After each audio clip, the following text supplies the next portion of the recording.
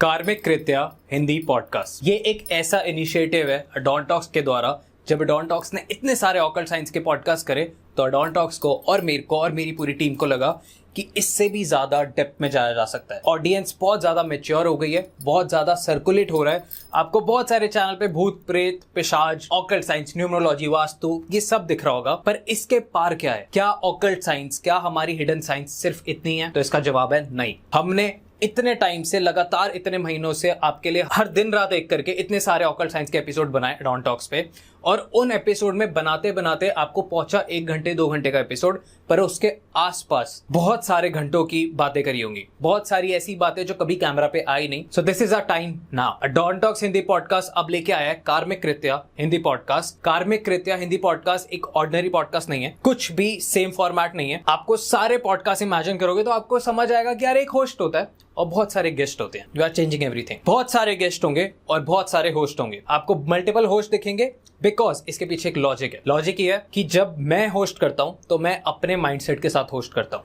जब कोई और बंदा होस्ट करता है तो वो अपने माइंडसेट के साथ होस्ट करता है। जब 3 लोग होस्ट करते हैं, साथ में 4 लोग होस्ट करते हैं, तो वो 3-4 लोग कलेक्टिव माइंडसेट के साथ होस्ट करते हैं। पर जब बहुत सारे लोग होस्ट करेंगे बहुत सारे गेस्ट को, तो बहुत सारे आइडियाज, बहुत सारी डेप्थ वाली नॉलेज और बहुत सारा एक ऐसा ज्ञान, एक ऐसी हिडन साइंस जो आनी चाहिए बाहर, जो इस कलयुग में बहुत ज्यादा साथ देगी, जो आपको आगे लेके जाएगी और जो हमारे सनातन धर्म के लिए भी बहुत जरूरी है, वो सब बाहर आएगा। सो कार्मिक कृत्या हिंदी पॉडकास्ट एक बहुत इंपॉर्टेंट इनिशिएटिव है जिसको हम लोग चाहेंगे आप सपोर्ट करें, एंजॉय करें, सीखें और कार्मिक रहें, क्योंकि कृष्ण जी कहते हैं कर्म प्रधान है। तो आज है हमारे साथ रजनी रानी मैम, जो कि ऑलराउंडर है। वैदिक एस्ट्रोलॉजी भी करती है, वास्तु भी करती है और लाल किताब की रेमेडीज भी बताती है। तो आइए चलो जानते हैं मैम से। आज का टॉपिक आपको पता ही लग गया होगा थंबनेल और टाइटल देखकर। आज बात होने वाली है प्यार के बारे में। तो हेलो मैम, हरे कृष्ण। हरे कृष्ण। और कैसे हो मैम आप? बहुत बढ़िया तनिषा, आप बताइए आप कैसे हो? मैं भी बहुत अच्छी हूँ मैम। आज जो टॉपिक आपने चुना है लव रिलेशनशिप का, और मैं कहूँ कि आज का ये हॉट मुद्दा है। जी जी बिल्कुल। प्रेजेंट जो टाइम है, इसमें सबसे बड़े जो क्वेश्चंस आते हैं हम एस्ट्रोलॉजर्स के पास, चाहे वो न्यूमरोलॉजिस्ट हो चाहे एस्ट्रोलॉजर हो, सबके पास ये क्वेश्चन आता है कि बहुत सारी प्रॉब्लम्स हैं लव रिलेशनशिप में, चाहे वो मैरिड हो अनमैरिड हो। तो ये सब चीज़ें जो है हम आज डिस्कस करेंगे। ठीक करेंगे। तो मैम स्टार्टिंग तो मैं आपसे यहाँ से करना चाहूँगी कि आजकल हर कोई छोटी सी यंग एज में ही लव के बारे में जानना चाहता है, बहुत क्यूरियस रहता है कि भाई क्या है, मेरा लाइफ पार्टनर कैसा होगा, कैसा मुझे मिलेगा। मैम पहले तो आप ये बताइए कि ग्रहों की कौन सी प्लेस से हमें पता लगता है कि हमारा स्पाउस कैसा होगा या हमारा रिलेशन कैसा चलेगा आगे? वेरी गुड क्वेश्चन है आपका, और यहीं से असल में ना किसी भी रिलेशनशिप की शुरुआत होनी चाहिए। और अगर आज की, जैसे आप यूथ हो और मान लीजिए कि जो मैरिड भी है, जो इस टाइम पीरियड से निकल चुके हैं जी, सभी को ना इस चीज़ का पता होना चाहिए कि आप आज तक जिस पर्सन को अपने बैड रिलेशनशिप्स के लिए, अपने ब्रेकअप्स के लिए आप रिस्पॉन्सिबल बताते आए हो, क्या वो रिस्पॉन्सिबल था भी उस चीज़ के लिए? तो उसके लिए बेसिकली हमारे जो, अगर मैं कहूँ, कुंडली के 12 भाव होते हैं, सभी को जर्नल पता है जी। और 9 ग्रह होते हैं, 27 नक्षत्र होते हैं। पूरी की पूरी जो लाइफ हमारी घूमती है ना 360, वो इन्हीं 3 चीज़ों के बीच में ही घूमती है। इसके अलावा चौथी चीज़ कुछ नहीं है। अब जब बात आती है कि रिलेशनशिप की, तो उसमें सबसे पहला जो हाउस मैटर करेगा वो आपका लगन करेगा। लगन यानी कुंडली का पहला भाव। उसके बाद दूसरा जो घर रिस्पॉन्सिबल है रिलेशनशिप के लिए, वो है आपका 7th हाउस, जो 1 के बिल्कुल 180 पे मिलेगा आपको। और 3rd हाउस आपका रिस्पॉन्सिबल है 12th हाउस।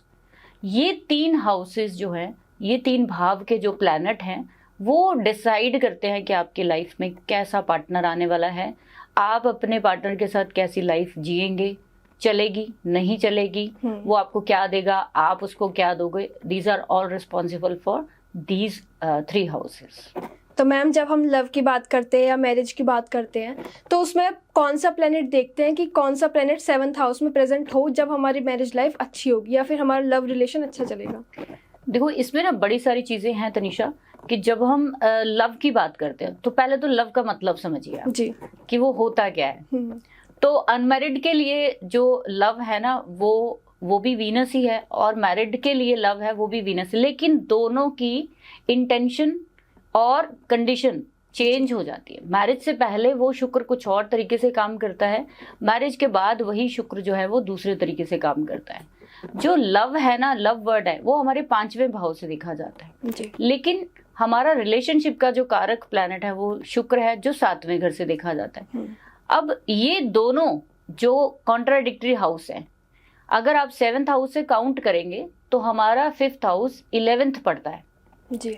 तो आपकी मैरिज सक्सेसफुल होने के लिए एक और हाउस जुड़ गया, दैट इज 5th हाउस। यानी कि हर भाव से 11वां भाव जो है वो आपकी विश को पूरी करने में पूरी मदद करता है। ठीक है। आपकी मैरिज चलेगी नहीं चलेगी, अच्छी चलेगी बुरी चलेगी, वो सारी अब कहाँ पे चौथा घर इन्वॉल्व हो गया, 5वां घर। अगर 5वें घर में आपके बहुत मेलेफिक प्लैनेट्स है, मेलेफिक इन द सेंस कि थोड़ा सा हम ऑडियंस को बता दें मेलेफिक किन को कहते हैं। सूर्य मेलेफिक में आता है, मेलेफिक इन द क्रूर है, रूड है, तो प्यार में रूडनेस नहीं चाहिए। शनि है तो शनि बहुत ठंडा प्लैनेट है जी, वो भी रूड है, वो भी पथरीला प्लैनेट है।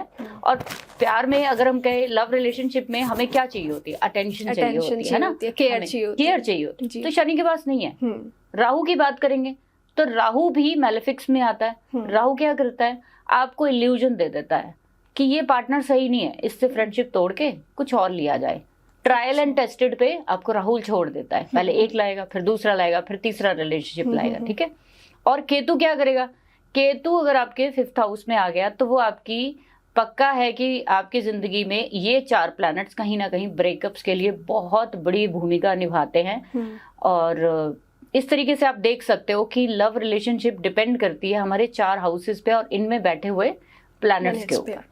तो मैम आप एक एक करके हमारी ऑडियंस को समझाएं कि कौन सा प्लैनेट से क्या प्रभाव। बिल्कुल, मेरी आज ये कोशिश रहेगी कि आज इस पॉडकास्ट में हम लोगों के ज्यादातर जितने भी बच्चे हैं या जितने भी जवान हैं, जितने भी बूढ़े हैं, जितने भी हमारी एज के हैं, वो सभी समझ पाए कि आज तक जो उनको प्यार नहीं मिला है, आज तक जो उनको स्नेह नहीं मिला पार्टनर से, वो क्यों नहीं मिला।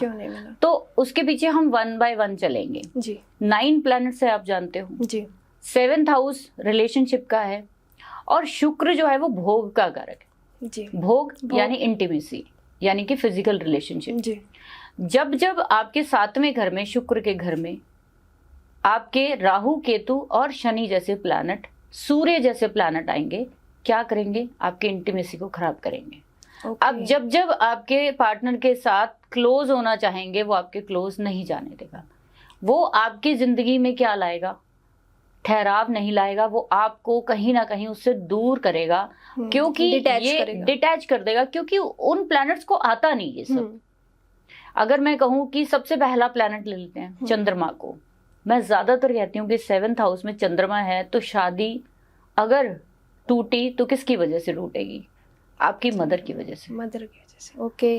दूसरा फैक्टर, चंद्रमा शादी टूटेगी आपके अपने सिंपैथी वाले नेचर की वजह से। आप अपनी लाइफ में अपना पार्टनर कैसा चाहते हो कि जो आपको रानी की तरह रखे, क्वीन लाइफ जिंदगी चाहिए।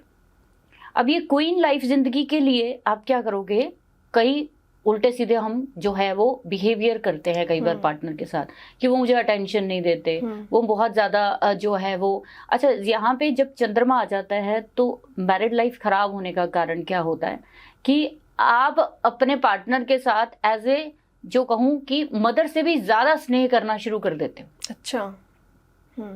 आप उसको एक तरह से बिल्कुल मदरली ही सपोर्ट करना शुरू कर दोगे। आप उसको बिल्कुल बच्चों की तरह बिहेव करना शुरू कर दोगे, उसकी टेक केयर ऐसे करोगे जैसे वो आपके लिए एक बच्चा है। लेकिन रिलेशनशिप में तो ऐसा नहीं चाहिए ना, नहीं चाहिए। भोग का कारक है यहाँ, प्यार मोहब्बत का, रिलेशनशिप का कारक है भाई। तो ये रीजन की वजह से क्या होगा कि चंद्रमा खराब कर जाएगा आपकी इन इमोशनल बॉन्डिंग की वजह से। आप 24 घंटे क्या चाहेंगे कि मेरा पति मुझे हमेशा इमोशनल जो है वो सपोर्ट देता रहे, वो मेरी बात जो है वो दिल से नहीं सुनते। तो यहाँ दिल वर्ड आ गया जब चंद्रमा आ गया, तो यहाँ पे शुक्र को दिल का कुछ लेना देना नहीं, वो प्रैक्टिकल है, ठीक है। अब मंगल की बात करें जी, तो मंगल क्या है, मंगल फायर को बताता है।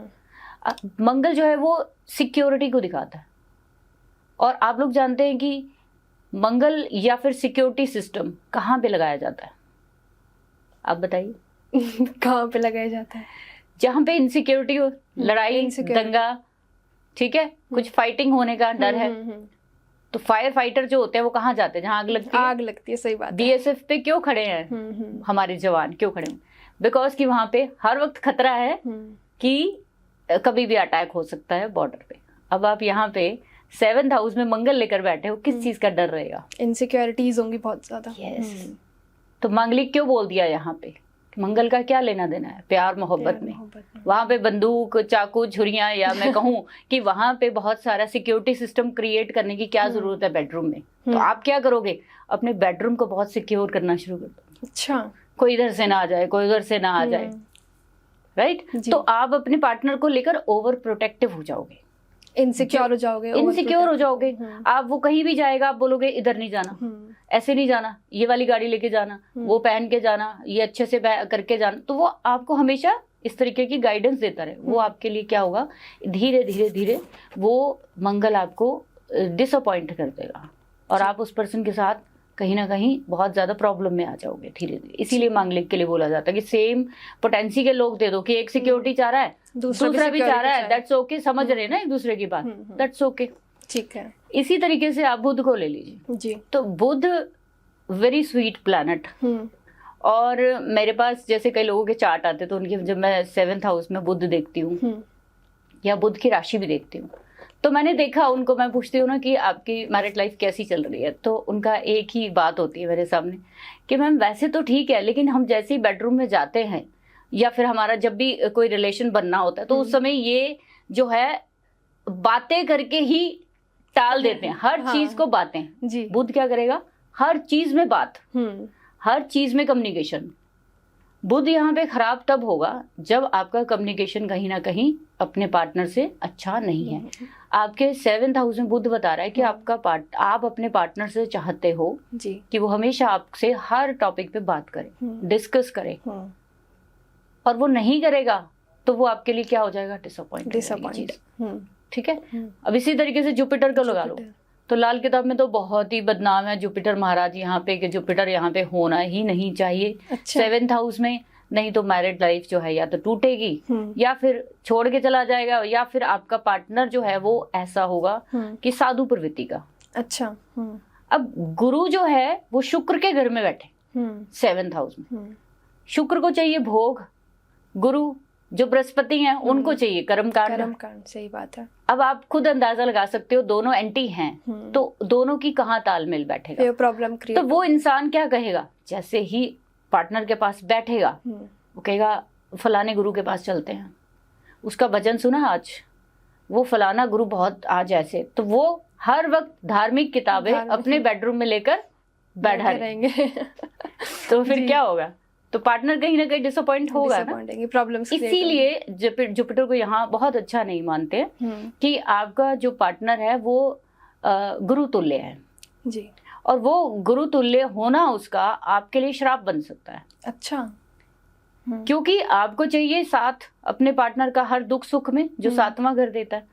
वहां पे गुरु जैसा प्लैनेट, जिसके बारे में आप एक स्टोरी जो फेमस है कि गुरु जो है वो इतने बिजी रहते हैं अपने कर्म कांडों में, धर्म में, ज्ञान में, प्रवचन में, कि जब वो उनकी अपनी पत्नी एक बार बीमार हुई तो उन्होंने क्या किया कि चंद्रमा को टेक केयर का प्लैनेट इसीलिए बोलते हैं, असेंशियल्स का प्लैनेट बोलते हैं ना। उन्होंने बोला चंद्रमा को मेरी पत्नी बीमार है तो आप इसकी टेक केयर करिए, मैं फलाने राजे के पास जो है वो है तो मैं पूजा वूजा सब हवन करके आऊंगा। इतनी देर में क्या हुआ कि उनके पत्नी ने, तारा ने देखा कि इतना ध्यान मेरे पति ने तो कभी रखा नहीं मेरा। और ये अब सिंबॉलिक स्टोरी है, माइथोलॉजिकल। अगर मैं कहूँ कि इसके पीछे कोई लॉजिक है तो लॉजिक बिहाइंड दिस कि आपकी जिंदगी में जिस चीज का जितनी जरूरत है उतना ही करिए जी। अगर धर्म जरूरी है शादी निभाने के लिए, धर्म बहुत जरूरी, निभाइए, ठीक है, एथिक्स के साथ नैतिक मूल्य रखिए, बट इतने भी मत रखिए कि सिर्फ मूल्य आपके पास ज्ञान ही रह जाए जी, भोग ना रहे, है ना। और हम लोग इंसान हैं तो हम अगर गृहस्थी में जो पैर रखते हैं तो हमारे लिए 7वां घर बहुत इंपॉर्टेंट हो जाता है, जो आपको कंप्लीट करता है जी। उसके बिना आप 50% हो। जब तक आपको 7th हाउस का साथ नहीं मिलेगा आप 100% लाइफ कभी जी नहीं सकते। राइट। अब इसीलिए जब वो चंद्रमा को छोड़ के चले गए तो चंद्रमा और तारा का जो है वो संबंध बना और उनका बेटा हुआ बुध। अच्छा। अब ये स्टोरी में अब आप खुद सोचिए कि इसीलिए गुरु को यहाँ पे सबसे ज्यादा बुरा माना जाता है कि पति जो है वो समाज सेवा में ही लगा रहेगा, घर में पत्नी बेचारी जो है 24 घंटे इंतजार करती रहेगी, या फिर वो वही बात है कि कहीं ना कहीं वो चीजें सोचेगी सेपरेट होने का, है ना जी। शुक्र की बात करेंगे 7th हाउस में जी, तो कहते हैं माँ लक्ष्मी खुद बैठी है आपके 7th हाउस में।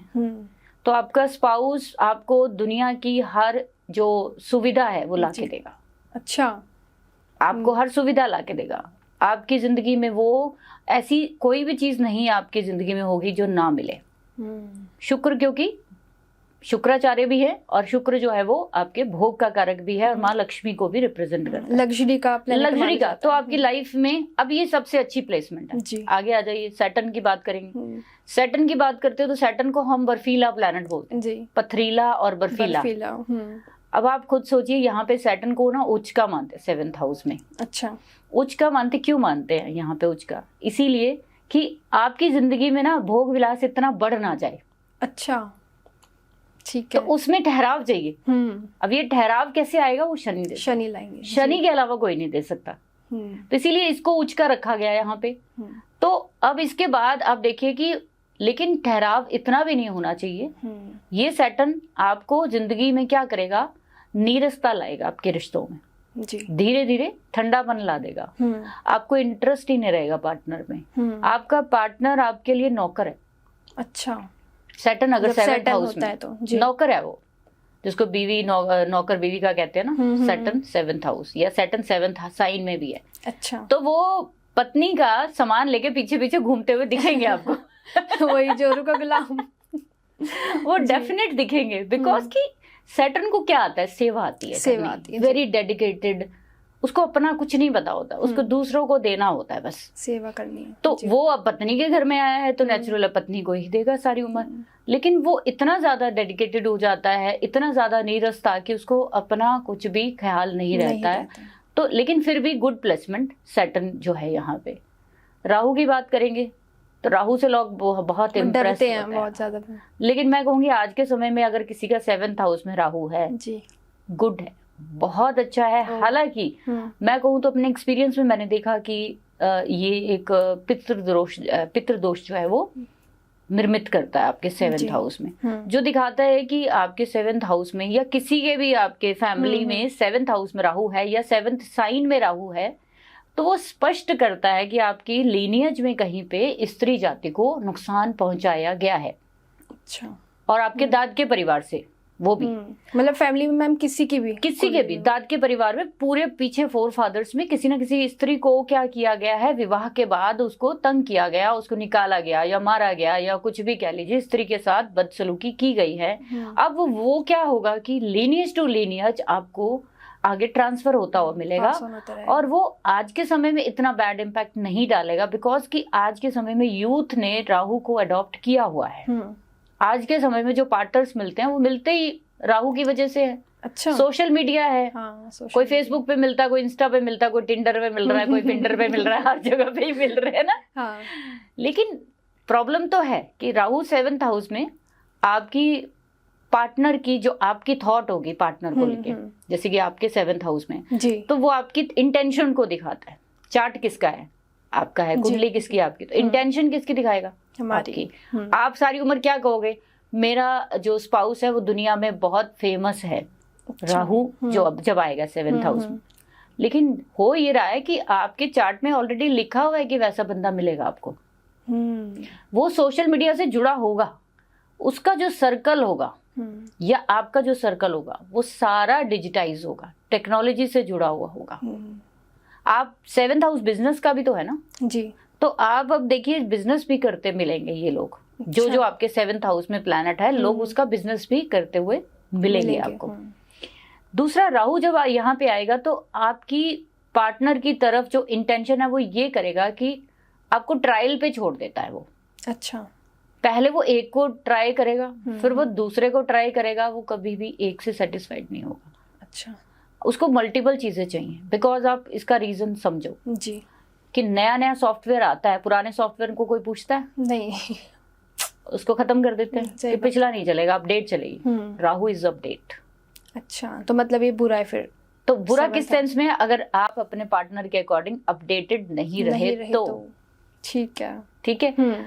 इसीलिए यहाँ पे वो बुरा मंद है कि उसको अपने में कुछ खास दिख नहीं रहा पार्टनर में, वो कहेगा इसमें कुछ नहीं है, नया कुछ ट्राई किया जाए, फिर और नया कुछ ट्राई किया जाए। अब केतु आ गया जी। केतु को ले लीजिए। केतु क्या करेगा? डिटैच, मैंने सुना है। बिल्कुल। डिटैच का मतलब क्या होता है, पहले वो चीज समझनी चाहिए। डिटैचमेंट का मतलब है लापरवाही, लेट गो।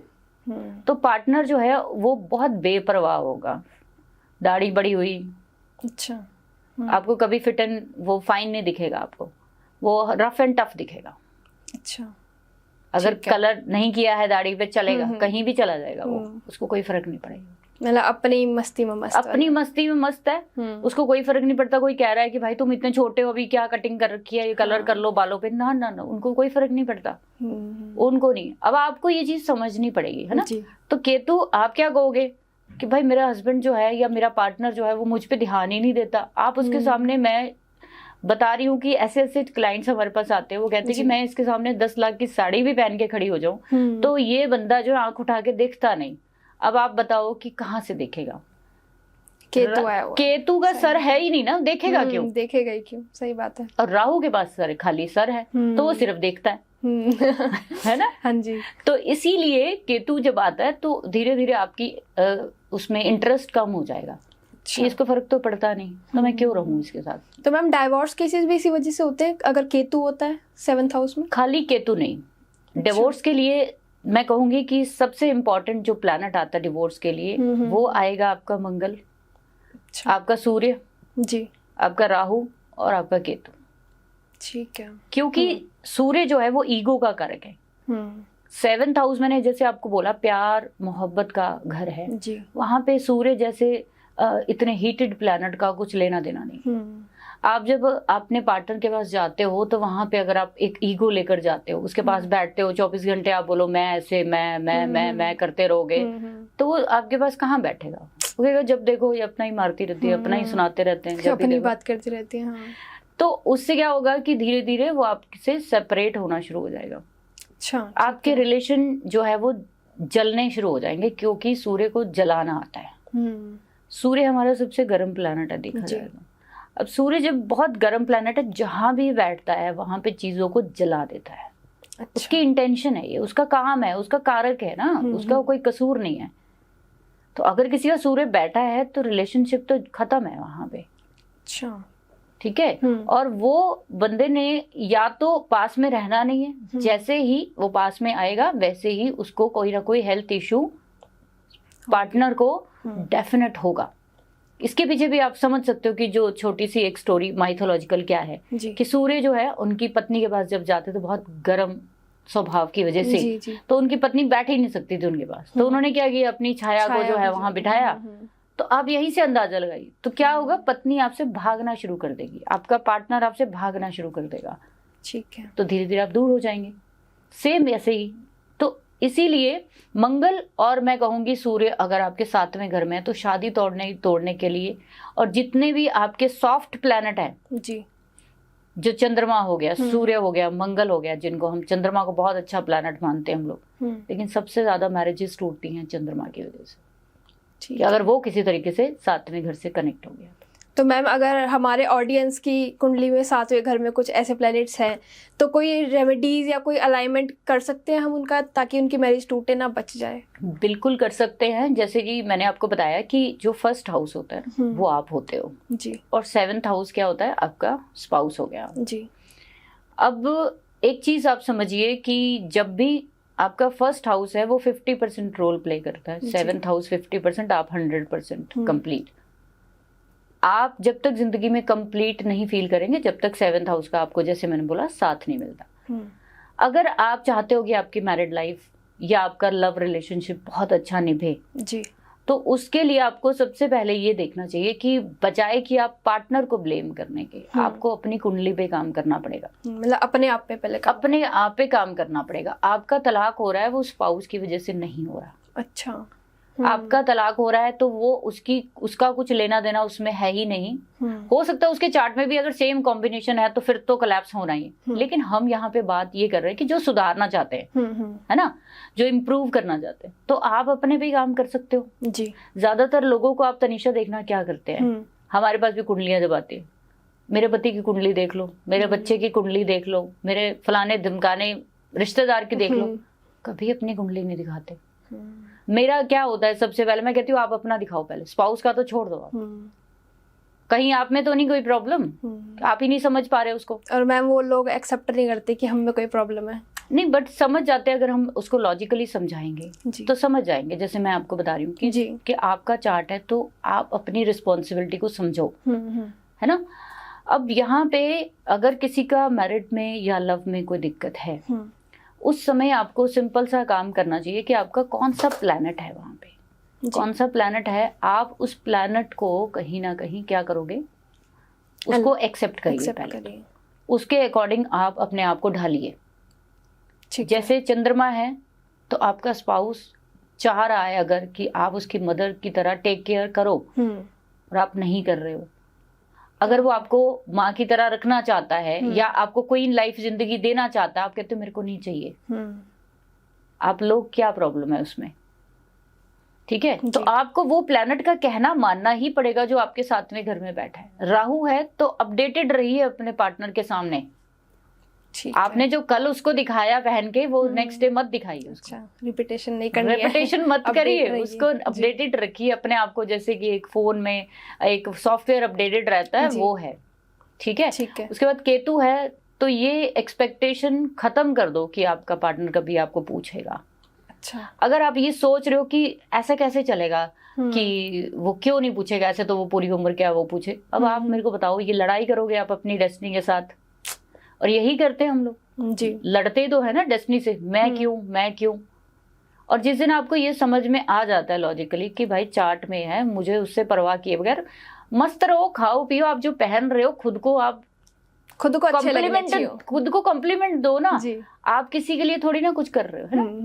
तो सूर्य की भी मैं यही बात करूंगी कि मैरिड लाइफ में डिस्टरबेंस बहुत पैदा करता है, तो आपको ईगो नहीं रखनी है रिश्तों में, ठीक है। आपका पार्टनर आपके पास आ रहा है, बैठ रहा है, कोई बात करना चाह रहा है, आप बेशक, मैंने देखा सूर्य सातवें घर में होते हैं तो जो पार्टनर होता है ना, या आप समझ लो खुद जी, आप बहुत ऊंची सोसाइटी से बिलोंग करते हो, अच्छा, उसका अहम होता है आपके अंदर कि मैं अपने पार्टनर से ऊपर हूँ, ये मेरे सामने कुछ भी नहीं है। और आप क्या चाह रहे हो, आप भी चाह रहे हो कि कहीं ना कहीं वो भी ऐसा हो जाए जी, वो नहीं हो सकता है, आप ही हो ऐसे, आपको ही देखना पड़ेगा कि आपकी जो ये रेपुटेशन है, आपका ये जो कॉन्फिडेंस है, ये कहीं आपके रिश्तों को खराब करने का काम तो नहीं कर रहा। क्योंकि मैं हर चीज को एक अलग सेपरेट लेकर चलती हूँ। रिश्ते हैं, प्यार है ना, प्यार में ईगो कैसी, सही बात है, तो वो रिश्ता थोड़ी ना हुआ, है ना। आप तो व्यापार कर रहे हो फिर वहां पे कि तुम दोगे तो मैं भी दूंगी, ठीक है। इसी तरीके से आप मंगल को भी ले लीजिए, कोई ज़रूरत नहीं है हर काम के लिए बहुत ज़्यादा एंग्जाइटी जो हो जाती है ज़्यादातर 7th हाउस में जब होता है ना, तो जैसे ये लोग आपस में बैठते हैं मांगलिक वाले लोग, मैंने देखा, अगर दोनों मांगलिक नहीं है तो एंग्जाइटी बहुत होती है, एक दूसरे से बिना मतलब से किसी ना किसी चीज़ पे कॉन्फ्लिक्ट हो जाएगा। अच्छा, जब भी ये दोनों बैठेंगे तो वहां पे आपको कभी भी अपने पार्टनर को लेकर ये थॉट नहीं रखनी चाहिए कि इनसिक्योरिटी नाम की चीज आपकी जिंदगी में नहीं होनी चाहिए, नहीं तो ये मंगल आपके घर में एक सिक्योरिटी गार्ड ला के रखेगा। अच्छा, ज्यादातर मैंने देखा है कि मंगल होता है तो ऐसे लोगों के पार्टनर जो है अपने पार्टनर के लिए सिक्योरिटी गार्ड का भी अरेंजमेंट करके रखते हैं कि भाई इसको कुछ हो ना जाए, कहीं इसको ये ना हो जाए। और ऐसे लोग मैंने देखा अपने बेडरूम में भी शार्प चीजें रखते हैं ज्यादातर, ठीक है। तो इस तरीके से आप अलाइन कर सकते हो, कोई मुश्किल नहीं है, सब ठीक हो जाता है। अडोंटॉक्स हिंदी पॉडकास्ट प्रेजेंटिंग कार्मिक जेम्स टू यू। अब ये कार्मिक जेम्स क्या है, आई शो यू फर्स्ट, उसके बाद मैं आपको स्टोरी बताऊंगा। सो कार्मिक जेम्स हमने एक प्रोडक्ट लाइन निकाली है फॉर ऑल दोस्त जो लोग एस्ट्रोलॉजिस्ट तक नहीं पहुंच पा रहे हैं, फॉर ऑल दोस्त जो मेरे पास आते हैं और पूछते हैं कि यार आप हमारे को बताओ कि सही एस्ट्रोलॉजर कौन सा है, आप मेरे को बताओ, तो I tell you this is a perfect way आप अंदर घुस सकते हैं इस ऑकल्ट साइंस की इंडस्ट्री में। इसके पीछे बहुत बड़ी कहानी है जो मैंने एक छोटी सी वीडियो में डाल दी है। आपको हमारे चैनल पे वो पूरी वीडियो मिल जाएगी जिसमें हम पूरा बता रहे हैं कि कार्मिक जेम्स क्यों शुरू हुआ है और इसके पीछे क्या लॉजिक है। बहुत ज़्यादा टाइम नहीं लूँगा क्योंकि आई नो आपका बहुत इंटरेस्ट बना हुआ है इस पॉडकास्ट में, so sorry, but I will show you क्या चीज़ें हैं। ब्रेसलेट्स हैं और हम ब्रेसलेट्स नहीं बेच रहे हैं। सबसे इंपॉर्टेंट चीज़, हम लोग ये चार्ज कर रहे हैं और ये आपके लिए बने हैं।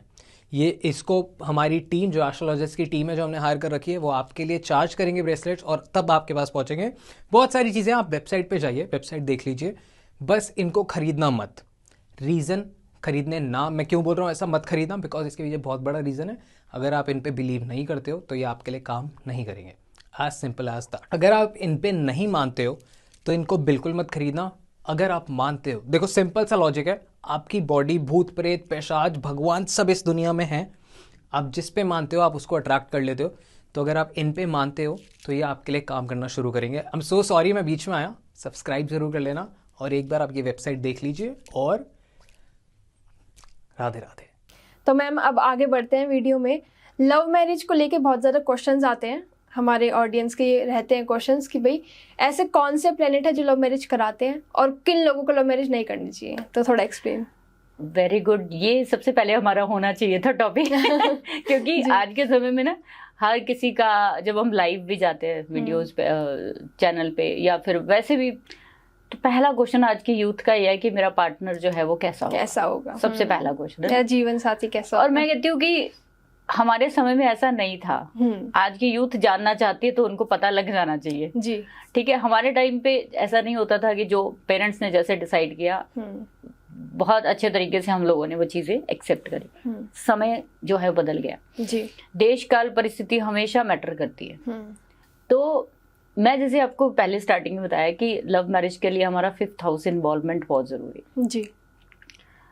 आपके 5th हाउस में जितने अच्छे प्लैनेट, आपकी मैरिड, आपकी लव रिलेशनशिप जो है वो उतनी अच्छी निभेगी। अच्छा, क्यों निभेगी? जैसे मैंने पहले बोला आपको कि 7th हाउस से काउंट करेंगे तो 5th हाउस इज 11th। आपकी जो नींव है प्यार की वो 5वां घर है जी। 5वां घर किस चीज का है, थोड़ा सा उसके बारे में बता दूं। ये आपके पूर्व जन्म का है। पूर्व जन्म के जो पुण्य किया ना उसका है। तो बेस हो गया, आपकी मैरिड लाइफ का बेस ही हो गया जी। अब यहाँ पे 11वां घर जो है, हम बोलते हैं कि वो आपकी हर इच्छा को पूरी करने की ताकत रखता है। अच्छा, अब आप खुद सोचिए कि 5वें घर में अगर मैलेफिक है तो ऐसे लोग अगर लव में, रिलेशनशिप में जाते हैं तो बहुत सारी प्रॉब्लम्स इनको फेस करनी पड़ती है। स्टार्ट तो कर लेंगे ये, लेकिन उसके बाद उसको मैरिज में कन्वर्ट नहीं कर पाएंगे। मतलब मैरिज तक नहीं पहुंच, मैरिज में पहुंच भी गए तो 100% है कि काफी जो है चांसेस होते हैं कि ब्रेकअप या फिर उनकी मैरिज अच्छे से नहीं बन ही पाती। जैसे 5वें घर में मान लो शनि है, तो मैंने क्या बोला कि शनि जो है बहुत ही ज्यादा ही ठंडा प्लैनेट है और 5वां घर सूर्य का है। तो शनि और सूर्य क्या हो गए? एंटी हो गए, ठंडा गर्म हो गया। तो क्या होगा? पानी भाप बन के सब उड़ जाएगा ठीक है, तो खत्म। तो जैसे ही आप किसी से पढ़ेंगे इश्क में या फिर आप किसी से बनाएंगे रिलेशन, बन जाएगा बट थोड़े टाइम पे उड़ भी जाएगा। सेम उसी चीज को है ना। उसके बाद आप लगाओ यहाँ पे राहु जैसा प्लैनेट, तो यहाँ पे ये भी चीजें समझते जाओ कि आपके 5वें घर में मैलेफिक्स है तो आपके पास्ट के यानी कि पूर्व जन्म के कुछ गलत कामों को दिखाता है। कि जैसे ही आप अपनी जिंदगी में कुछ एंटरटेनमेंट करेंगे, कुछ भी खुशियां जो है वो सेलिब्रेट करने की कोशिश करेंगे। खुशी कहाँ से आती है? जब हम किसी को बहुत ज्यादा अटैचमेंट हमारी किसी से हो जाती है, हम उसके साथ कोई सेलिब्रेशन करना शुरू कर देते हैं। 5वां घर उसको भी दिखाता है। अच्छा, बहुत सारी चीजों को दिखाता है। एक प्लैनेट आपके पास पार्टनर अच्छा कब आता है? जब आप 5वें घर में अच्छा प्लैनेट लेकर बैठे हो, यानी आपके पूर्व में अच्छे काम किए हैं तो 5वें घर में क्या होगा? एक अच्छा पार्टनर आपको मिलेगा। तो शनि है तो आपकी बहुत ही ज्यादा नीरसता लाएगा। आपका जो बॉयफ्रेंड गर्लफ्रेंड होगा या नॉट इंटरेस्टेड इन एनीथिंग, अच्छा ठीक है, तो आप हर चीज में वो कहेगा चल छोड़ परे, चल छोड़ परे। सन्यासी कह लो, शनि को सन्यासी कहते हैं हम लोग ना। हाँ जी। तो वो ऐसा पर्सन, अगर आप एक्सेप्ट कर सकते हो ऐसे पर्सन को तो निभ जाएगा। अगर आपको चाहिए ही सन्यासी तो निभ जाएगा, कोई दिक्कत नहीं है कि जिसको कोई चीज से फर्क नहीं पड़ता है ना। अब केतु जैसा प्लैनेट होगा तो वो आपके पूर्व से क्या दिखा रहा है कि कहीं ना कहीं जब 5वें घर में मैलेफिक्स होते हैं, राहु केतु शनि जैसे, जी, तो वो आपके पूर्व के बहुत बुरे कर्मों को दिखाता है। अच्छा। तो वो पितृदोष को निर्मित करता है, ठीक है, अकॉर्डिंग टू लाल किताब। तो अब आप क्या होगा कि जैसे ही आप राहु केतु और शनि वाले लोग ज्यादातर जब भी लव रिलेशनशिप में आएंगे तो कलेश हो जाएगा पहली बात। अच्छा। गए पार्टनर के साथ कहीं घूमने, एक्सीडेंट हो गया या लड़ाई हो गया या कुछ हो गया, वापस आ गए, जिंदगी भर ये उनको चीजें फेस करनी पड़ेंगी। अब इसका इलाज क्या है? तो ऐसे लोगों को जरा सोच समझ के ऐसी चीजों में जाना चाहिए, ठीक है, लव रिलेशनशिप में बेसिकली। और ये मैरिड लाइफ के लिए भी प्रॉब्लमेटिक हो सकता है, इसीलिए मैंने बोला कि ये बेस है 5वां घर आपकी रिलेशनशिप का। यहाँ पे मैलेफिक है, तो आप जैसे ही मैरिज करोगे तो मैरिज से फिर से 11वां घर 5वां घर एक्टिव करके आए हो ना, वहां पे मैलेफिक है, तो आपको लगता है कि वहां पे ऑलरेडी आपका जो बीम है, वहां पे पिलर है, वो हिला रहे हैं मैलेफिक, मैरिज करेंगे। तो मैम जब हम रिलेशन में आते हैं तो हमें नहीं पता सामने वाले की कुंडली में कौन सा मेलिफिक प्लेनेट है, कौन सा नहीं, तो कुछ ट्रेड्स होते हैं उन प्लेनेट्स के पर्सन के अंदर, तो कैसे जज करें? जैसे मैंने आपको बोला ना कि आपको तो सामने वाले पे कुछ देखना ही नहीं ना, आपको तो अपनी कुंडली में देखना है। तो अपनी कुंडली में देखिए, आप 5वें घर में अगर मैलेफिक है राहु केतु शनि जैसे, तो कृपया करके इन चीजों में ना इन्वॉल्व हुए तो ज्यादा अच्छा रहेगा। होंगे तो फिर आप दुखी होगे, परेशान हो गए। आज के समय में जितने ब्रेकअप्स है वो देख लें, नीचे कमेंट करके हमें बता दें कितने ब्रेकअप्स हुए, कितना पार्टनर उनको कैसा मिला है, किसी का भी लव रिलेशनशिप कैसा रहेगा। जैसे मैंने 7वें घर में बताया, ऐसे ही आप 5वें घर में देखिए कौन सा प्लैनेट है। सूर्य है तो इगोइस्टिक होगा आपका लवर जी, ठीक है। सैटर्न है तो वो बहुत ही ज्यादा मैच्योर नेचर का होगा, मैच्योर बूढ़ों जैसी बात करने वाला। बड़े चंद्रमा होगा तो बहुत इमोशनल होगा, ठीक है। मंगल होगा तो बहुत ज्यादा गुस्से वाला, बहुत क्रूअल होगा, आपके लिए वो जान भी दे देगा या फिर वो ले भी लेगा, ऐसा पर्सन होगा वो, ठीक है। अब उसके साथ शुक्र होगा तो शुक्र भी यहाँ पे आपको बहुत ज्यादा, आपका पार्टनर हमेशा गिफ्ट देता रहेगा, हमेशा बहुत सारी चीजें जो आपको फील कराता रहेगा, गुड फील कराएगा आपको हमेशा, राइट। बुध है तो बुध जो है वो ड्यूअल को दिखाता है, मल्टीपल जो पार्टनर्स हो सकते हैं, मल्टीपल रिलेशंस दे देगा आपको। 2-4 से इकट्ठे ही हो सकता है, निभा रहे हो आप, कोई बड़ी बात नहीं है ना जी।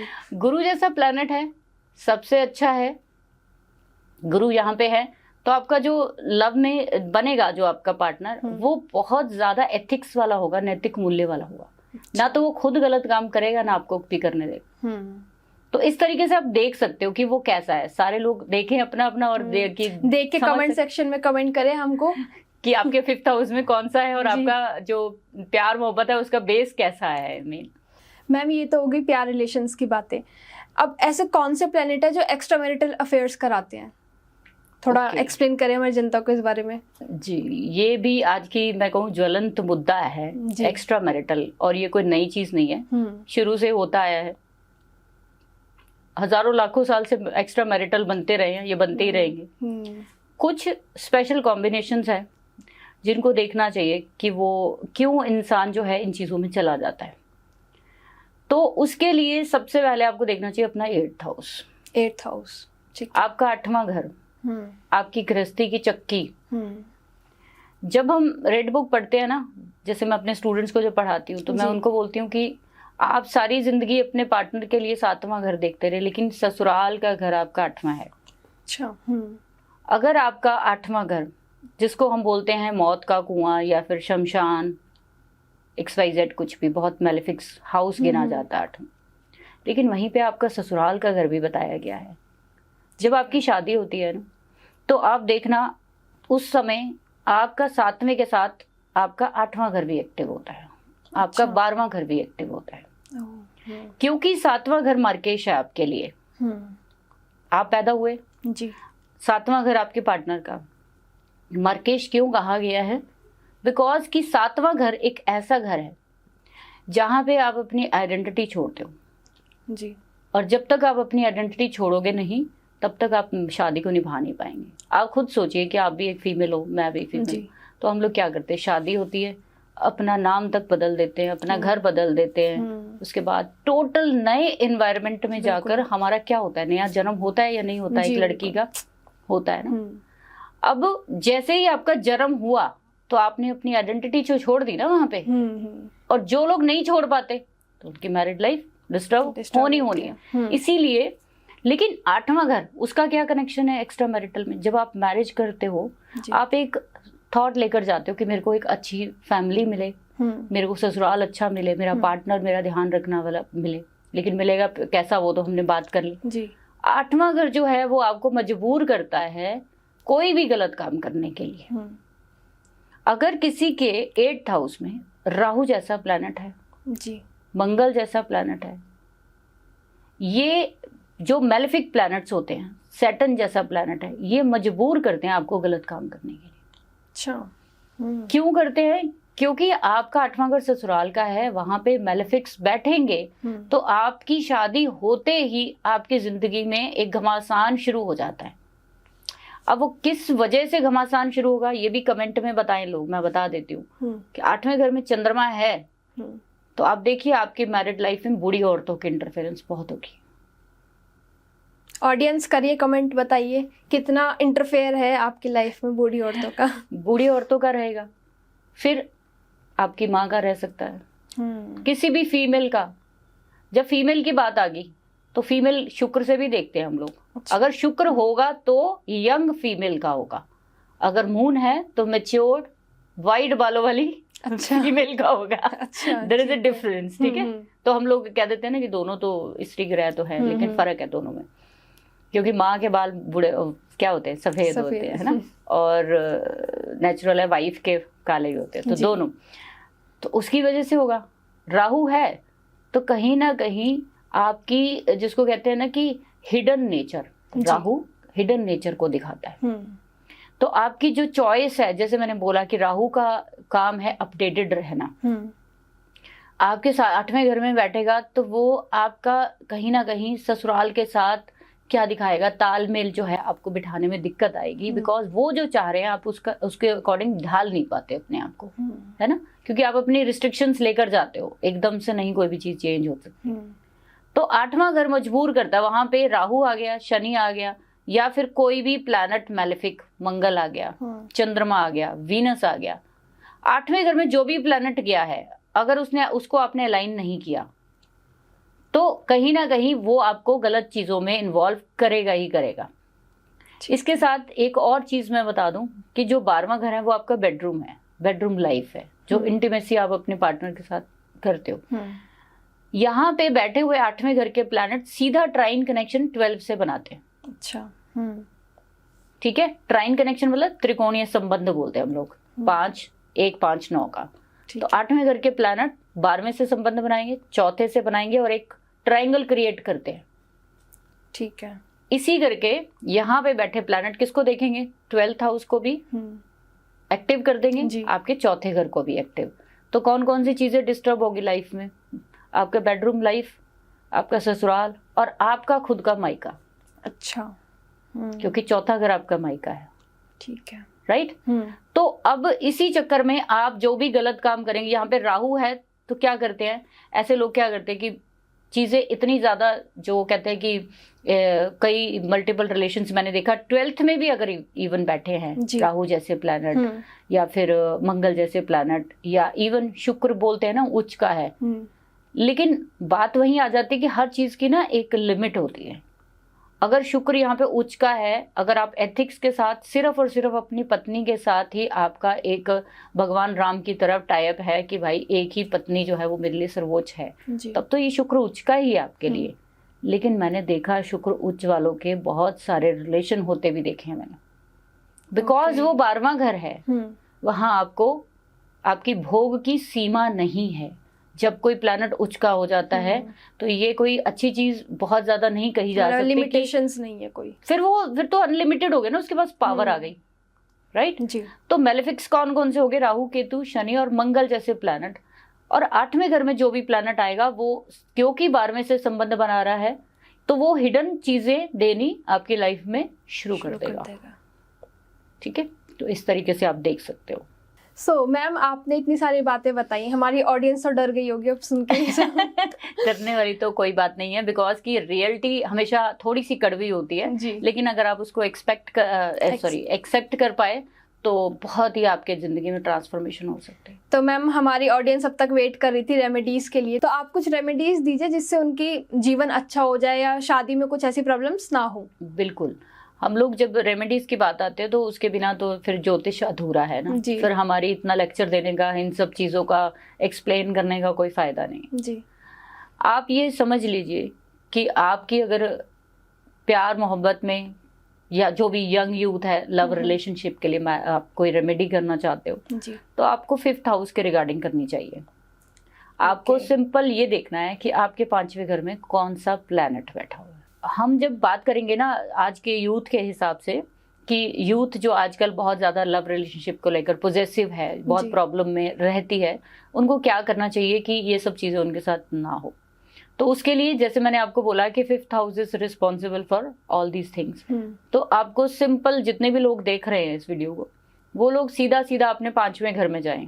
5वां घर आप समझ गए होंगे कौन है, कौन सा होता है, सब लोग आई थिंक जानते हैं, नहीं जानते तो आप हम डाल देंगे इसमें, डाल देना जी।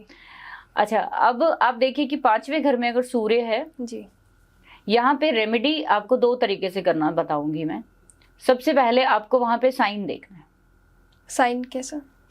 राशि कौन सी है, ओके। आपके 5वें घर में कौन से तत्व की राशि है। ओके। अगर आपका वाटरी साइन है, वाटरी साइन होते हैं मैम एक बार ऑडियंस को बता दे कौन जी, कौन से वाटरी साइन होते हैं 4, 8, 12 वाले। ठीक है। तो जिनके भी 4, 8, 12 साइन 5th हाउस में है, वो अपने 5th हाउस की जो प्लैनेट है वहां बैठे हुए हैं, उनकी चीजें जो है वो प्रवाहित करेंगे। अच्छा। उनकी चीजें जल प्रवाहित करेंगे, तो वो उनका जो नेगेटिव एस्पेक्ट है उनकी जिंदगी से निकल जाएगा।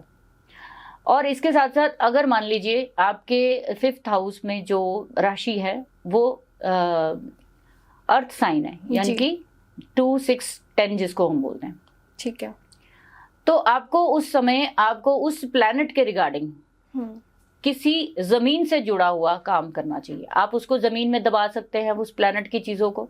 अच्छा। या आप उसके रिगार्डिंग प्लांट लगा दीजिए, प्लांट लगाने शुरू करिए। आपको पृथ्वी को जोड़ना पड़ेगा। आप जब पृथ्वी को जोड़ोगे उस प्लैनेट के साथ, तब आपका वो सक्सेसफुल होगा। ओके, राइट जी। ये इंपॉर्टेंट चीज। तो आप प्लांट लगा सकते हो उसके रिगार्डिंग, यानी कि सूर्य है, हर प्लैनेट का एक प्लांट होता है, तो वो आप गूगल पे देख सकते हैं या कहेंगे तो हम लोग नीचे जो भी चीजें डाल देंगे। तो वो आप प्लांट लगा लीजिए, जो भी अर्थ एलिमेंट की राशियां जिनकी भी पड़ी हैं, और जिनका भी एयर एलिमेंट की राशियां हैं 3, 7 और 11 नंबर की, जी, जिनका भी 5th हाउस में 3, 7, 11 है, उन लोगों को चीजें जो है वो घर से दूर, कहीं पे बहुत दूर छोड़कर आनी चाहिए। ओके। कहीं दूर छोड़कर आना चाहिए, क्योंकि वो वायु की राशियां हैं, वायु तत्व की। ठीक। आपको अपने घर का जो नॉर्थ वेस्ट है उसको ठीक करना चाहिए। नॉर्थ वेस्ट आपका वायु तत्व को दिखाता है। आपके कहीं नॉर्थ वेस्ट में आपके 5वें घर का जो प्लैनेट है उसकी वस्तुएं तो नहीं पड़ी हुई कहीं। अगर वो भी पड़ी होंगी तो आपकी लाइफ में प्रॉब्लम क्रिएट करेंगी वो। ठीक है, ठीक है। तो अब आपको वो चीजें जो भी है, जैसे कि सूर्य है तो सूर्य किसको हुआ, उसका वीट होता है, तो आप घर से कहीं दूर वीट को छोड़ कर आइए। ठीक है, सूर्य को जल दे सकते हैं। तो इस तरीके की आप सिंपल रेमेडी कर सकते हो जी। चौथा जो आता है वो आता है फायरी साइन 159, जिनके भी 5th हाउस में 159 का साइन है, इन लोगों को इससे रिलेटेड मंत्र जाप या फिर फायर रिचुअल्स करने चाहिए। ओके, हवन करना चाहिए। ठीक है, ठीक है। वो कौन सा प्लैनेट है, आप उसका जाप कर सकते हो, आप उसका क्या कर सकते हो, रिचुअल कर सकते हो, हवन कर सकते हो। हर महीने के लिए सूर्य है, हर संक्रांति पे आप एक छोटा सा हवन करना शुरू करिए। आपकी जिंदगी से बहुत सारी बलाएं जो है वो ठीक होती हैं। ठीक है। इस तरीके से अगर मंगल है तो मंगल का भी एक छोटा सा आप जो है रिचुअल्स, यानी कि अग्नि से जुड़ा हुआ कोई भी काम आपको उस प्लैनेट का करना पड़ेगा। तो आप अपने घर में फायर रिचुअल करना शुरू करिए। तो वो सब चीजें आपकी जिंदगी से जो मेलेफिक है उसकी सारा इम्पैक्ट खत्म होना शुरू हो जाता है। Okay, great. मैम आपने बात करी राशि के अकॉर्डिंग बताया सब चीज, ग्रहों के अकॉर्डिंग भी कुछ बता दीजिए। बिल्कुल ग्रहों के अकॉर्डिंग, क्योंकि बहुत सारे लोग होंगे जिनको राशियों का नहीं समझ में जी, आएगा जी। या नहीं आता, तो कोई बात नहीं, वो सीधा प्लैनेट देखिए। और अगर किसी का 5th हाउस में कोई प्लैनेट नहीं है तब वो राशि को कंसीडर कर सकता है, ठीक है। अब 5th हाउस में मान लीजिए, क्योंकि 5th में हो गया, अब यहाँ पे मैं दोनों का ही बता रही हूँ, 5th में भी हो गया चाहे 7th में हो गया, क्योंकि ये दोनों ही मिलके चलते हैं, तो मतलब ये इनको अलग नहीं समझ सकते। तो दोनों हाउस देख, दोनों हाउसेस, ठीक तो इन दोनों में अगर ये प्लैनेट होते हैं 9 के 9, हम उनकी बात करेंगे, तो अगर चंद्रमा है आपके 5th हाउस में हुआ तब भी, अगर आपके 7वें घर में है तब भी जी। बेसिकली आपको जो पानी से जुड़े हुए जो डोनेशंस है वो नहीं करने चाहिए। अच्छा। अगर आप पानी से जुड़ी हुई चीजें जो है देनी शुरू कर देंगे तो आपका ये चंद्रमा बहुत ज्यादा खराब होना शुरू हो जाएगा, और भी ज्यादा। अब यहाँ पे दूसरी प्रिकॉशन क्या है कि चंद्रमा अगर 5th में भी है किसी के, चंद्रमा आपके 7th में भी है, तो ऐसे लोगों को चांदी धारण भी करने से पहले सोचना चाहिए, ठीक है। तो वो आपको प्रॉब्लम कर सकता है, ठीक है। दूसरा प्लैनेट अगर हम सूर्य को लेंगे, तो जैसे मैंने बोला कि वो आपकी क्या दिखाता है, आपकी शेर प्रवृत्ति को दिखाता है। तो एक तो कॉन्फिडेंस अपने आप लेकर आइए, ठीक है, अपने अंदर कॉन्फिडेंस लेकर आइए। आपका पार्टनर चाहता है कि आप उनके सामने लॉयन बन के खड़े हो, तो आप अपने आप को ऐसा समझिए। अगर आप में कॉन्फिडेंस होता नहीं है, जब सन आ जाता है ना 5th में 7th में, तो होता नहीं, तो ऐसे में क्या करना चाहिए, इन लोगों को हमेशा किसी ना किसी की एडवाइस लेकर चलना चाहिए। ओके। जितने भी लोग 5th में या मैं कहूँ 7th में, ज्यादातर मैंने ऑब्जर्व किया है कि इनकी जो मैरिज खराब होती है वो सिर्फ ईगो की वजह से होती है। ईगो नहीं लेकर आइए आप, क्योंकि सन ईगोइस्टिक है। तो आप क्या कर सकते हैं इसके लिए, आप सीधा सिंपल सा काम करिए। वीट जो है वो सूर्य को डिनोट करता है, तो आप वीट डोनेट कर सकते हो। आप हर महीने संक्रांति पे करिए, ओके। आपके लिए वो अच्छा रहेगा, ओके, ठीक है। आपको बेसिकली यहाँ पे बैठे हुए प्लैनेट का बिजनेस करना चाहिए, अच्छा, ना कि आपको उसको डोनेट। यहाँ पे जो डोनेशन है दैट इज डिफरेंट, जो पब्लिकली होती है। जब हम मंदिर में देते हैं वो डोनेशन नहीं है, वो उसको प्यूरिफाई करने का काम करता है, ठीक है, ठीक है। मंगल हो गया, तो आपको अपनी जिंदगी से मंगल की एनर्जी को कम करना चाहिए। तो मंगल जो है वो हनुमान जी को डिनोट करता है जी, ठीक है। हनुमान जी को आप 7 मंगलवार जो है आप चोला चढ़ाइए, ठीक है, ठीक है। जैसे वो चढ़ाते हैं हम लोग सिंदूर और वो जी, सब, जी। अच्छा रहेगा। आप मंगल की जो है वो उज्जैन में मंगलनाथ मंदिर की पूजा है वो करा सकते हैं। अगर किसी की मैरिड लाइफ में बहुत दिक्कत आ रही है तो बहुत फर्क पड़ता है। हनुमान जन्मोत्सव आ रहा है तो मैम इसमें कर सकते हैं? बिल्कुल कर सकते हैं, आप उससे स्टार्ट करेंगे, बहुत अच्छा रहेगा। जिनकी भी मंगल की वजह से दिक्कत है लाइफ में, ठीक है। ठीक। बुध आ गया, तो बुध क्या दिखाता है कि आपको कहीं ना कहीं अपने सिबलिंग्स और अपने पार्टनर, इन दोनों में एक थोड़ा सा डिस्टेंस बनाना पड़ेगा। हो सकता है आपके सिबलिंग्स की वजह से आपकी मैरिड लाइफ या रिलेशनशिप जो है कहीं फ्रेंड्स की वजह से दिक्कत आ रही, क्योंकि मरकरी फ्रेंड्स को भी दिखाता है, सिबलिंग्स को भी दिखाता है जी। तो आप अपने चीजों को थोड़ा सेपरेट रखिए। और बुध जो है यहाँ पे आपकी वाणी को भी रिप्रेजेंट करता है। तो हर बुधवार को आपको क्या करना चाहिए कि थोड़ी सी फिटकरी ले लेनी चाहिए इन लोगों को। फिटकरी लेके हफ्ते में बुधवार को लेकर उसको थोड़ा तवे पे भून के उसका पाउडर बना के आप उसको शीशी में बंद करके रख लो। और हर वेडनेसडे को आपने सिर्फ थोड़ी सी वीट के दाने के जितनी लेनी है और अपने दांतों पे लगा के कुल्ला कर देना, ठीक है। प्लस यहाँ पे बुध एक और चीज डिमांड करता है कि आपकी जिंदगी में ये बहुत सारे प्रॉब्लम्स क्रिएट करता है बुध, मैंने देखा। तो करना क्या चाहिए, एक और इनको काम करना चाहिए साथ के साथ कि अपने दांतों का ध्यान रखें। ओके। जितने ज्यादा इनके दांत खराब होते जाएंगे उतनी जो है वो मैरिज या लव रिलेशनशिप खराब होनी शुरू हो जाएगी। तो उसके लिए ये चीज करनी चाहिए, ठीक है। बृहस्पति की बात करेंगे तो बृहस्पति के लिए सबसे अच्छा काम है कि कृपया अपने बेडरूम में कोई भी धार्मिक चीजें मत रखिए। ओके। अपने पार्टनर के पास जब भी आप बैठे तो जिंदगी में आप ये चीज भूल जाइए कि आप एक किसी भी चीज को फॉलो करते हो। धर्म आपके लिए बहुत बड़ी चीज है और होनी भी चाहिए, एथिक्स बहुत जरूरी है। लेकिन आप कहाँ पे बैठे हो ये चीज थोड़ी सी सोचिए जी। आपको यहाँ पे जुपिटर की डोनेशन करनी चाहिए। जुपिटर इज मंदिर, गुरु जी। तो आपको इनका साथ थोड़ा कम करना पड़ेगा। इनकी चीजें जो है वो आप मंदिर में देना शुरू करिए ताकि वो आपकी लाइफ से थोड़ी उसकी एनर्जी कम हो, बहुत ज्यादा है। ओके। बहुत ही ज्यादा है ना। तो वो आपको क्या करेगा फिर, मटेरियलिस्टिक चीजों में लेकर जाएगा, क्योंकि जुपिटर मटेरियल्स को नहीं जानता जी। ठीक है। तो अब हमें चाहिए मटेरियल शुक्र के घर में, तो वो फिर आपकी जिंदगी में लाएगा। ठीक है, शुक्र है तो बहुत अच्छा है, आप दही से नहा सकते हो और ज्यादा अच्छा रहेगा। इन लोगों को थोड़ा ड्राइनेस की दिक्कत होती है, तो अगर ये रेगुलर फ्राइडे को दही से नहाते रहते हैं, वेरी गुड है इन लोगों के लिए। ठीक है, सैटर्न रहेगा तो कोशिश करिए कि सैटर्न, मैंने जैसे बोला संन्यास या नीरसता का प्लैनेट है, तो आप अपनी जिंदगी में थोड़ी सी एंजॉयमेंट को बढ़ाइए। ओके। ठीक है, थोड़ा सा म्यूजिक, थोड़ा सा जिसको कहते हैं कि अपने बेडरूम में कुछ वीनस से जुड़ी हुई चीजें रखनी शुरू करिए। ठीक है, परफ्यूम लगाना शुरू करिए। ठीक है, लग्जरी लाइफ कुछ ना कुछ, हाँ, परफ्यूम लगाना शुरू करिए। अपने आप को आप ब्यूटिफाई करना शुरू करिए, जो आप नहीं कर रहे हो। ओके। ठीक है, तो वो आपका सैटर्न बहुत अच्छा रोल प्ले करना शुरू कर देगा। और यहाँ पे अब राहु की बात करेंगे, तो राहु की यहाँ पे आप सिर्फ पॉजिटिव सेंस में ये देख सकते हो कि अपने आप को आप थोड़ा सा डिजिटल मीडिया के साथ जोड़ लीजिए।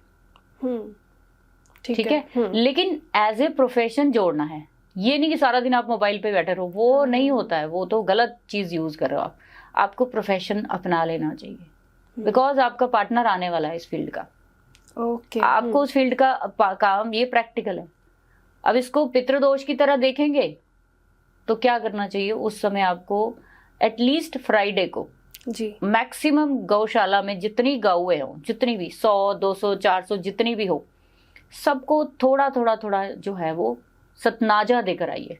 मतलब 7 तरह के, 7 अनाज जिसको हम बोलते हैं। जी। तो हर फ्राइडे को आप देना शुरू करेंगे, आप देखना ये राहु आपको कितना पॉजिटिव रिजल्ट देना शुरू करेगा जी। ठीक है, केतु है तो आपको अपनी जिंदगी से अपने आसपास शार्प चीजें मत रखिए।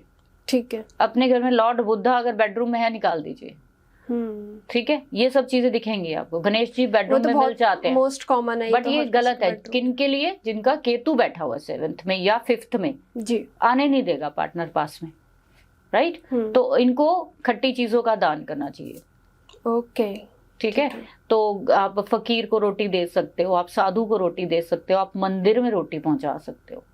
ठीक है, ठीक है, तो ये सब चीजें जो है आप अगर करेंगे तो मेरे ख्याल से ज्यादा प्रॉब्लम नहीं आती है। सिर्फ चीजें समझ गए तो ये करने में भी आपको चुटकियां ही लगेंगी, और कोई भी किसी को भी घबराने की या फिर टेंशन लेने की जरूरत नहीं होती। अगर ईश्वर ने कोई समस्या दी है जी, तो उसका हल भी उसके दूसरी साइड में दिया हुआ है। हम हमेशा सिक्के का एक ही पहलू देखते हैं। बिल्कुल बिल्कुल, ठीक है, तो ग्रेट। तो मैम आजकल की जनरेशन में लड़कियां मोस्टली, मैं खुद भी ये एक्सपेक्ट करती हूँ कि जो मेरा हस्बैंड या मेरा स्पाउस वगैरह जो भी होगा वो मेरे फादर जैसा होगा। या मैंने कहीं सुना भी था कि बोलते हैं कि जो लड़की को हस्बैंड मिलता है या जो पार्टनर मिलता है वो कहीं ना कहीं अपने फादर की परछाई ढूंढती है लड़की, उसमें मिलता ही वही है, कुछ ट्रेड्स होते ही वही हैं। तो बताइए ज़रा ऐसे कौन से प्लैनेट्स होते हैं, क्या होता है? ठीक है, तो तनिषा मैं आपको बताती हूँ कि आपका पार्टनर असल में होगा कैसा जी, तो किसकी छवि लेकर आएगा असल में आपकी जिंदगी में। अब इसका भी कमेंट्स में जरूर रिक्वेस्ट करेंगे हम लोग कि जिनकी मैरिज हो चुकी है वो देख ले और जिनकी चल रही है वो भी देख लें जी। अगर आपके मैंने जैसे बार बार मैं बोलती हूँ कि 7वां घर आपको कंप्लीट करता है, तो वहां पे बैठा हुआ प्लैनेट असल में बताता है कि छवि क्या होगी आपके स्पाउस की, कैसा होगा। इंटरेस्टिंग है मैम, बताइए जी। तो सबसे पहले चंद्रमा को ले लो। आपका पार्टनर आपकी मदर की दूसरी कॉपी होगा। ठीक है, आपकी दादी की दूसरी कॉपी होगा। अगर आपकी दादी बहुत अच्छी हैं तो समझ लीजिए कि आपका स्पाउस भी सेम बिहेवियर वैसा ही मिलेगा आपको। अच्छा, और अगर गुस्सा है तो वो वैसा ही, हाँ, जैसा आपका रोल आपकी लाइफ में आपकी मदर का रहा है जी, जैसा दादी का रहा है, बस समझ लीजिए कि वैसा ही कुछ होने वाला है। ठीक है। अब मार्स को ले लेते हैं, तो हम भृगुनंदी नारी जब सीखते हैं तो मंगल को हम भाई के लिए भी लेते हैं, पति के लिए भी लेते हैं, स्पेशली फीमेल चार्ट में। तो अगर मेल चार्ट होगा तो वीनस को ही लेंगे। मंगल आ गया आपका, तो मंगल कहता है कि आपका पार्टनर कहीं ना कहीं आपके बड़े भाई जैसा हो सकता है। ओके, ठीक है, ठीक है, आपके बड़े भाई जैसा ही फीचर्स को लेकर आएगा, वैसी ही क्वालिटीज आपको उसमें देखेंगी। वो आपको उसके साथ बैठ के कभी कभी ऐसा लगेगा कि ये पति नहीं है, ये भाई है। आप उसके साथ हमेशा सिक्योर फील करोगे। वो आपके आसपास नहीं होगा तो आपको इनसिक्योरिटी फील होगी। ओके मैम, अगर किसी का बड़ा भाई ना हो, छोटा हो?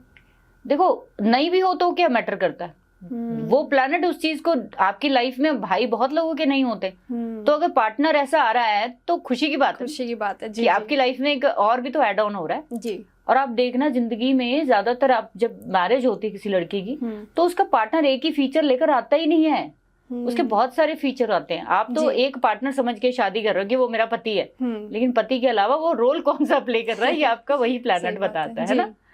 तो जैसे मरकरी है, बहुत बातूनी होगा, आपके समझ लो कि आपके फ्रेंड्स में से ही होगा, आपका फ्रेंड होगा असल में।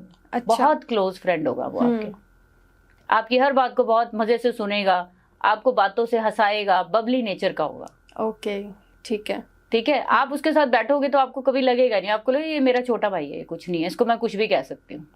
कई लोगों को आपने देखा होगा कि अपने स्पाउस को बच्चे कह के या बाबू बाबू कह के बुलाते हैं जी। और मैंने देखा कि वो उसको ऐसे ट्रीट करते हैं जैसे छोटा सा बच्चा होता है। जी जी, बुद्ध होता है वहां पे।